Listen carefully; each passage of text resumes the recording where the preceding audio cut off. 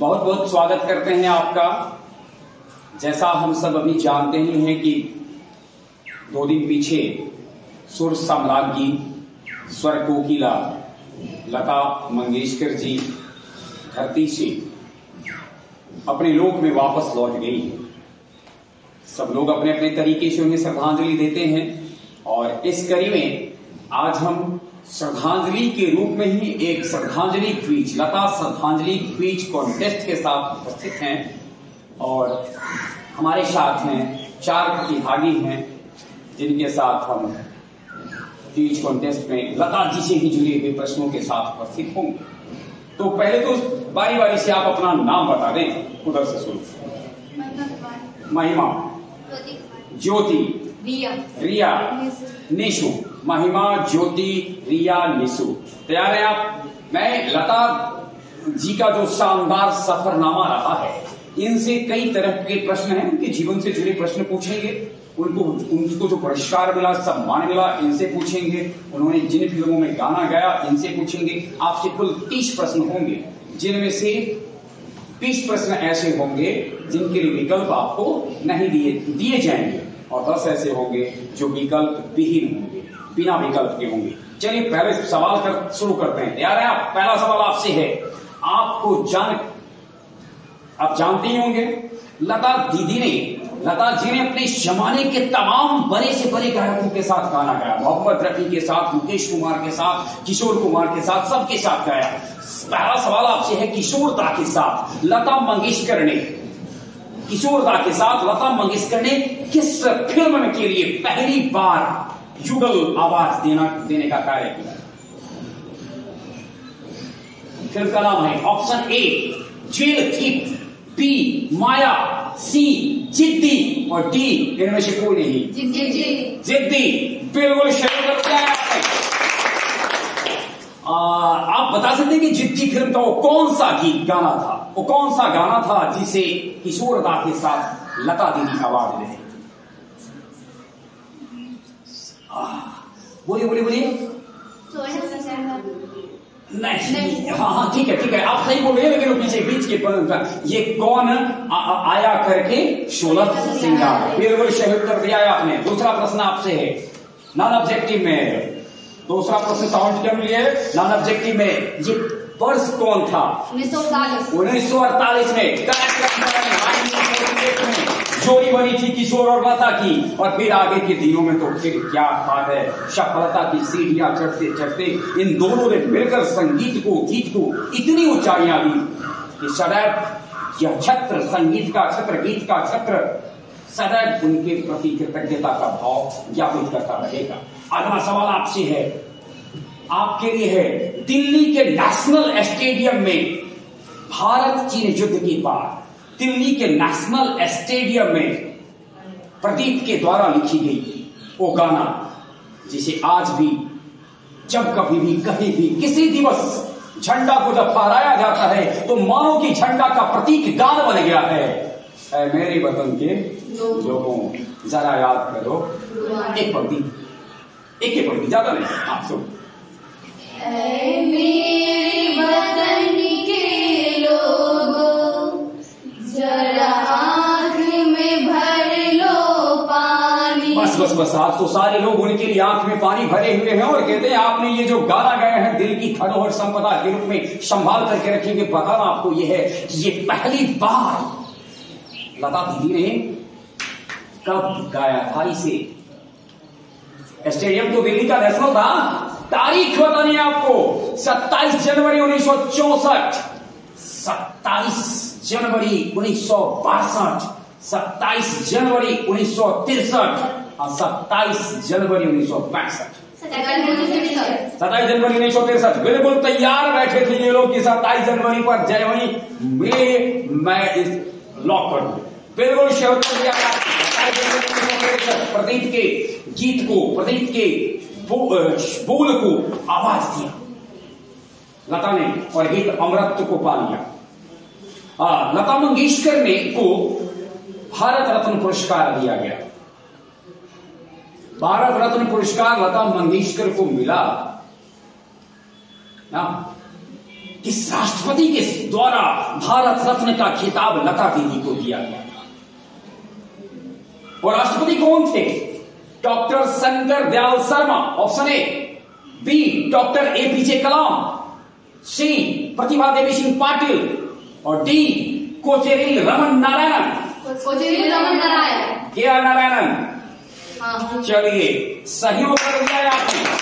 और non objective में दूसरा प्रश्न है, नॉन ऑब्जेक्टिव में दूसरा प्रश्न है कि वो वर्ष कौन था जब भारत रत्न से इस अपने जो खुद रत्न रही है भारत की, उनको भारत रत्न से सुशोभित किया जा रहा था। एक दूसरे से एक की शोभा दूसरे से दूसरे की शोभा पहले से बढ़ रही थी। भारत रत्न इनसे सुशोभित हो रहा था, भारत रत्न से ये सुशोभित हो रही थी। वर्ष कौन था? वर्ष याद नहीं आ रहा है, वर्ष याद नहीं आ रहा है। Time over. मैं आपको बता देता हूं, 2001 सही आंसर था। सही है 2001। और अगला सवाल अब आपसे है, आपसे बताना है आपको स्वर कोकिला लता जी को कितनी बार नॉन ऑब्जेक्टिव है, कितनी बार फिल्म फेयर पुरस्कार मिला है? 7 बार। और 7 बार में पहली बार 7 बार में पहली बार गाना था आजा रे परदेसी। आजा रे परदेसी। ये गाना किस फिल्म में लता दीदी गाई जिससे उनको फिल्म फेयर पुरस्कार मिला? ऑप्शन सुनिएगा, जीने की राह, मधुमती, 20 साल बाद, पाकीजा। मधुमती, पाकीजा, दबी सुगड़ी। गलत उत्तर है पाकीजा। सही आंसर है मधुमती। और आप गलत हो गए हैं, पाकीजा नहीं है। 1959 में ये गाना आया था, और ये गाना जिन पे फिल्माया गया उनकी सत मधुबाला की। और बाद में वो कहती है कि मैं तभी फिल्म में काम करूंगी जब मेरे लिए लता दीदी आवाज देंगी। चलिए, अगला सवाल आपसे है। अगला सवाल है, कौन सी फिल्म है जिसके पार्श्व गायन के लिए लता मंगेशकर को फिल्म फेयर पुरस्कार प्रदान किया गया? 7 बार तो मिला ना, तो एक बार तो मधुमती में आप लोग माइनस में चले गए। देखिए, कौन सी फिल्म है जिनके लिए लता मंगेशकर को फिल्म फेयर पुरस्कार मिला, जिसका निर्देशन सूरज बड़जात्या ने किया? सूरज बड़जात्या निर्देशित कौन सी फिल्म थी जिसमें पार्श्व गायन के लिए लता मंगेशकर को फिल्म फेयर पुरस्कार मिला? ऑप्शन है, हम साथ साथ हैं, बी नदिया के पार, सी जीने की राह, और डी हम आपके हैं कौन। वाह, कौन है? अच्छा, हम आपके हैं कौन। चलिए, एक गाना इसी का, वो गीत कौन था बता सकती हैं? कोई एक गीत इसी का, हम आपके हैं कौन का एक गाना सुना।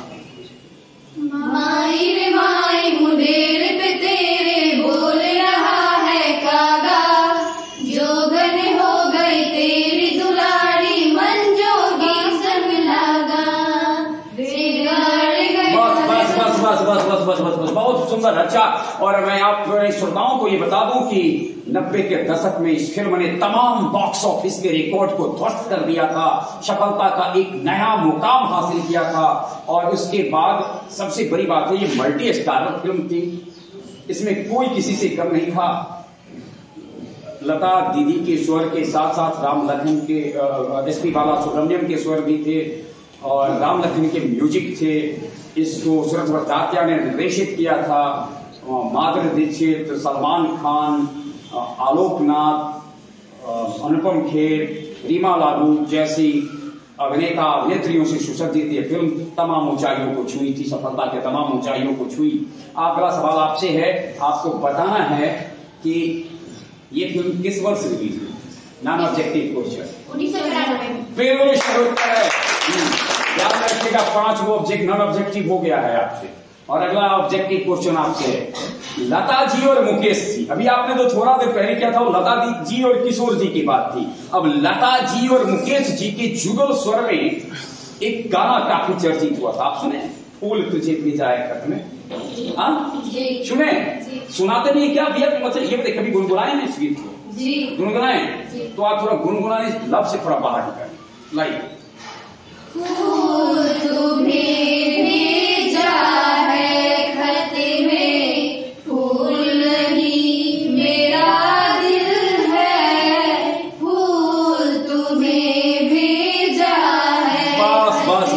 खाता में खून तो आ गया, लेकिन बताना ये है कि ये किस फिल्म का गीत था। आगे सुन लीजिए, पहले विकल्प सुन लीजिए, किस फिल्म का गीत था। राजा और रंग, अमर संगीत, लेकिन सरस्वती चंद्र, लेकिन सरस्वती चंद्र का बिल्कुल फिल्म तो फिल्म का गाना होता, तुम पहली बार सुन रहे थे, लेकिन समय रहते आपने सुधार लिया सरस्वती चंद्र का। और अगला सवाल आपसे है, सर्वश्रेष्ठ पार्श्व गायन के लिए, पार्श्व गायिका के रूप में राष्ट्रीय पुरस्कार से कितनी बार इनको सम्मानित किया गया है। Option A 2, option B 3, option C 4, option D 5। 3 बार बिल्कुल सही उत्तर दिया है आपने। पहली बार इन्हें कब मिला था। छठा प्रश्न है नॉन ऑब्जेक्टिव। पहली बार इन्हें राष्ट्रीय पुरस्कार पार्श्व गायन के लिए कब। 1972 बिल्कुल सही उत्तर दिया है। चलिए ये क्वेश्चन नहीं है, लेकिन फिर भी मैं पूछता हूँ, कौन सा फिल्म था। परिचय बिल्कुल सही उत्तर दिया आपने। 74 में दूसरी बार कौन सी फिल्म थी। कोरा कागज। वाह वाह। और सबसे खास बात यह है कि 61 वर्ष की अवस्था में राष्ट्रीय फिल्म पुरस्कार पाती है, और ऐसा करने वाली वो सबसे अधिक उम्र की इस पुरस्कार को पाने वाली भी एक रिकॉर्ड को बना लेती। वर्ष था 1991। फिल्म थी लेकिन बिल्कुल सही कर दिया है आपने। और अगला सवाल आपसे है, कौन सा फिल्म था है जिसमें राज कपूर का निर्देशन, big showman of India, Raj Kapoor का निर्देशन है, और जिनके लिए लता जी ने गायन किया। इन्हीं में से जो विकल्प मैं बोलूंगा 2 बार ध्यान में रखना है। गायन लता जी ने और राज कपूर जी द्वारा निर्देशित एक दूजे के लिए।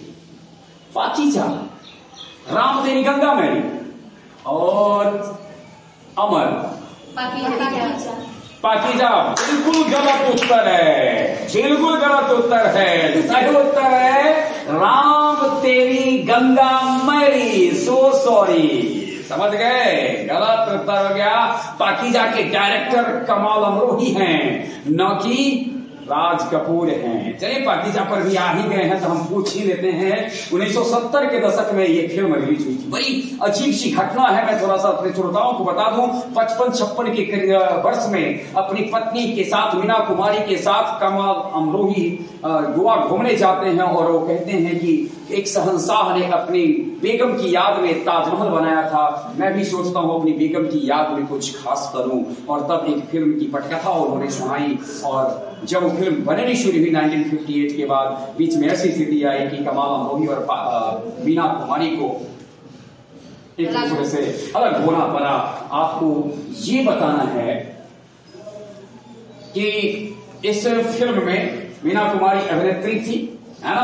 आपको बताना है कि इस फिल्म के लिए गीत किसने, गीतकार इसके कौन थे, इस फिल्म के गीतकार कौन थे। 1970 में ये फिल्म जाकर के पूरी हुई। लंबी कहानी है इसकी, और खास बात यह है कि जब ये फिल्म पूरी हुई उसके कुछ ही दिन बाद मीना कुमारी चल बसी दुनिया को छोड़ दी। गीतकार कौन थे, आराम से सुनिएगा। राम लखन, ठीक है, ओपी नैयर, मजनू सुल्तानपुरी, लक्ष्मीकांत प्यारेलाल।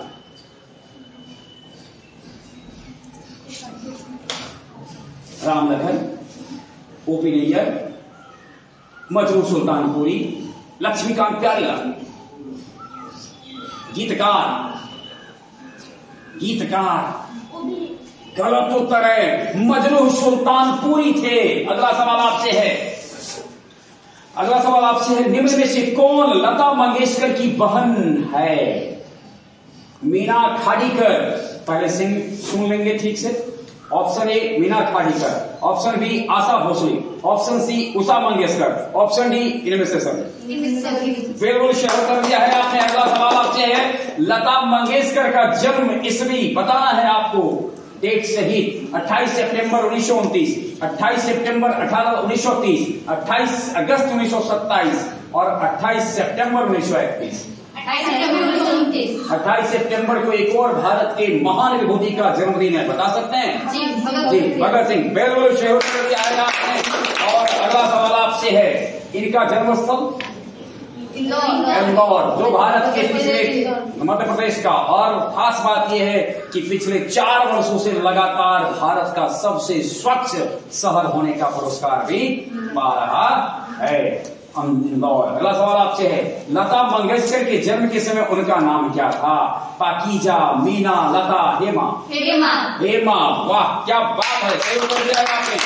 उन दिनों इनके पिताजी नाटक कर्मी होते थे और एक नाटक, मराठी नाटक है भावबंधन, उस नाटक की नायिका थी लतिका, और अपनी बेटी का नाम उसी नायिका के ऊपर इन्होंने लतिका से थोड़ा सा परिवर्तित करते करते लता।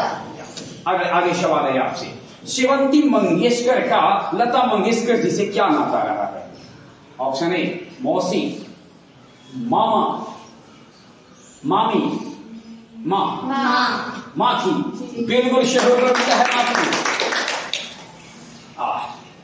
ऋषि कपूर जेवा बख्तियार अभिनीत, फिर एक बार निर्देशक के रूप में थे राज कपूर ही, लेकिन तब बीच सिनेमा में ही उनकी मौत हो जाती है, उनका निधन हो जाता है, और उसे निर्देशन के रूप में पूरा किया ऋषि कपूर ने।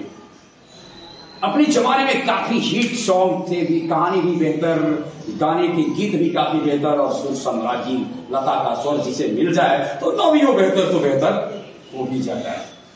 और गाना आने वाले वो आने वाले, सॉरी जाने वाले वो जाने वाले, किया तुझे हमने खुदा के हवाले, गाना सुने हैं? बस बता देना है कि फिल्म कौन थी। शहीद, राम तेरी गंगा मैली, हीना, इनमें से कोई नहीं। हीना बिल्कुल सही उत्तर है। एक ब्रेक हम यहां थोड़ा सा लेते हैं अगले प्रश्न से पहले। जब गौरतलब हो कि आपसे 8 प्रश्न पूछे जा चुके हैं नॉन ऑब्जेक्टिव, और 14 प्रश्न पूछे जा चुके हैं ऑब्जेक्टिव। तो इस प्रकार से अब तक आपसे 22 प्रश्न पूछे जा चुके हैं, और इनमें से 3 प्रश्नों के आपने उत्तर गलत दे दिया है। यहां पर एक गाना आप लोगों से सुन लेते हैं, छोटा सा, एकदम मतलब 2 पंक्ति लता दीदी का। गुनगुनाने में विश्वास रखती हैं कि नहीं रखती हैं? अच्छा, इंटरेस्ट रखती हैं, तो गुनगुनाइए कुछ। तुझसे नाराज नहीं जिंदगी हैरान हूँ मैं, हो हैरान हूँ, तुझसे नाराज नहीं जिंदगी हैरान हूँ मैं। बस बस बस बस, बिल्कुल नाराज रखना भी नहीं चाहिए, जिंदगी से क्या नाराज है ना। और अगला सवाल आपसे है, आपको बताना है लता मंगेशकर ने अपने कैरियर की शुरुआत सुनते हैं जब उनके घर के ऊपर परिवार की जिम्मेदारी का बोझ आ गया, तो उन्होंने अपने कैरियर की शुरुआत में जो क्षेत्र चयन किया वो गायन का नहीं था, अभिनेत्री का था। किस फिल्म से उन्होंने अभिनेत्री होने के सफर की शुरुआत की थी? ज्यादा दूर हालांकि जा नहीं पाई, फिर लौट गई, अपने क्षेत्र दूसरे क्षेत्र का चयन कर लिया, लेकिन वो फिल्म कौन थी जिससे कि उन्होंने अपने अभिनेत्री होने का सफर की शुरुआत किया था? गजभाऊ, बरिमा, मंगला गौर, चिमू कला संसार, मंगला गौर। मैं आपको जानकारी दूं, ये चारों की चारों फिल्म में उन्होंने काम किया है, लेकिन 1942 में मंगला गौर में, 1942 में गजभाऊ में, 1945 में बरिमा में, और 1943 में चिमू कला संसार में उन्होंने अभिनेत्री के रूप में काम किया है। अगला सवाल आपसे है, दादा साहब फाल्के पुरस्कार जो फिल्म इंडस्ट्री में दिया जाने वाला एक बहुत ही उच्च कद का पुरस्कार है, इस क्षेत्र में तो किसी कद का भी पुरस्कार ऐसा नहीं ही बचा जो इनको न मिला। 75 से ज्यादा पुरस्कार पाए। आपको बताना है दादा साहब फाल्के पुरस्कार से किस वर्ष सम्मानित की गई थी लता मंगेशकर? 1969, 1999 और 1989, 2001। हिंदी में मैं बोलता हूं 1969, 1999, 1989, 2001। 1999 एक बार फिर गलत हो गई है आप, और सही है 1989। चलिए थोड़ा सा आगे ध्यान में रखेंगे, घबरा करके नहीं बोलना है, थोड़ा समझदारी से बोलना है। चल अच्छा, ये बता सकते हैं कि इस बार अभी हाल में दादा साहब फाल्के पुरस्कार किनको मिला है? रजनीकांत जी को मिला। वो भी अपने कांत जी हैं, बहुत ऊंचाई वाले हैं। और अगला सवाल आपसे, लता मंगेशकर पुरस्कार, ये तो खास बात है, जीवित व्यक्ति के नाम पर पुरस्कार। भारत में एकमात्र बार हुआ है, एकमात्र व्यक्ति नहीं है जो वो जीवित व्यक्ति ही नहीं और उनके नाम पर पुरस्कार दिया जाने लगा। आपको बताना है कि ऐसी उनके नाम पर पुरस्कार देने की शुरुआत किस राज्य ने किया था? महाराष्ट्र, मध्य प्रदेश, आंध्र प्रदेश, उत्तर प्रदेश? मध्य प्रदेश। बिल्कुल सही। और आपके नॉन ऑब्जेक्टिव में 9वां प्रश्न है, आपको यह बताना है कि यह पुरस्कार मध्य प्रदेश सरकार ने किस वर्ष शुरू किया था? 1984। बिल्कुल सही उत्तर दिया है। और अब सवाल अगला है आपसे, प्रसिद्ध अभिनेता सह राजनेता, अभिनेता और राजनेता दोनों थे, नंदामूरी तारक राव और रामाराव, बेजोड़ नाम है, एनटी रामाराव। तेलुगु देशम पार्टी के संस्थापक भी हैं। एनटी रामाराव चंद्रबाबू नायडू के ससुर। अनेक बहुत सारी बातें उनके साथ है ना। उनके नाम पर लता मंगेशकर को एक पुरस्कार प्राप्त हुआ, एनटीआर नेशनल पुरस्कार। आपको बताना है ये वर्ष कौन था? 2001, 1999, 1998, 2004। अच्छा, ये 1999 से टकरा रहा था। अब हमको समझ में आया, बिल्कुल सही उत्तर दिया है आपने। चलिए, कहते हैं आपकी जब ऊंचाई बढ़ जाती है तो आपको यूनिवर्सिटी की सफलता बुला बुलाकर या आपके पास चल चलकर आपके चरण को छू करके सम्मानित होना चाहिए।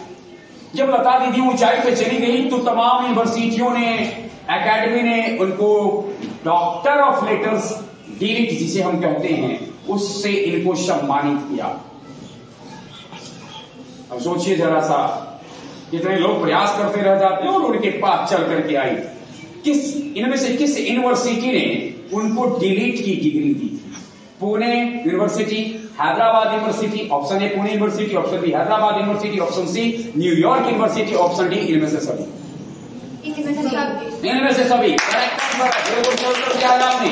और अगला सवाल आपसे है, लता मंगेशकर जी ने गाना गाने के लिए तो आप बड़ी चर्चा हुई कि इस समय से शुरू की, लेकिन रिकॉर्डिंग कराने के लिए स्टूडियो में अंतिम बार इसके साथ स्टूडियो जाना बंद किस वर्ष ऐसा हुआ कि लता मंगेशकर जी ने स्टूडियो जाना बंद कर दिया? अंतिम गाना किस साल रिकॉर्डिंग हुआ? Option A 2002, option B 2010, option C 2015 और ऑप्शन डी 2015। सही उत्तर दिया है आपने। और 10वां प्रश्न इसी से जुड़ा है, पहले तो ताली बजा देते हैं। और 10वां प्रश्न आपको इसी से जुड़ा पूछ देते हैं। मुश्किल में फंस गई क्या? अच्छा चलिए, 2015 में वो फिल्म कौन थी? चलिए, हाँ ठीक है, बोलिए बोलिए, ठीक है। नहीं, थोड़ा सा उच्चारण में गलत हो रहा है, मैं थोड़ा उच्चारण सही कर दूं। डूजो बाय टू। बिल्कुल सही उत्तर दिया हमारे साथ आए। और इसके साथ मैं एक और बात आपको बताना चाहूंगा कि जिन्होंने शुरुआती समय में लता मंगेशकर जी को काफी मदद किया वो थे गुलाम हैदर जी, अपने जमाने के प्रसिद्ध संगीतकार रहे हैं। और उन्होंने लता मंगेशकर जी को शुरू में काफी मदद की और उन्हीं की सलाह पर उन्होंने अपने लिए विशेष बात पे, मतलब एक अलग तरीके से उन्होंने अपनी आवाज को चेंज करने की कोशिश किया। आवाज को नहीं बल्कि शैली को बदलने का प्रयास किया। एक जानकारी मैं अपने श्रोताओं को दूं, 1962 में वह वर्ष भी था जब 1962 में भारत और चीन के बीच युद्ध हुआ था। तो इनके जीवन के व्यक्तिगत जीवन में भी एक युद्ध चला जब इनको जहर देकर के मारने की कोशिश की गई थी, स्लो पॉइजन दिया गया था।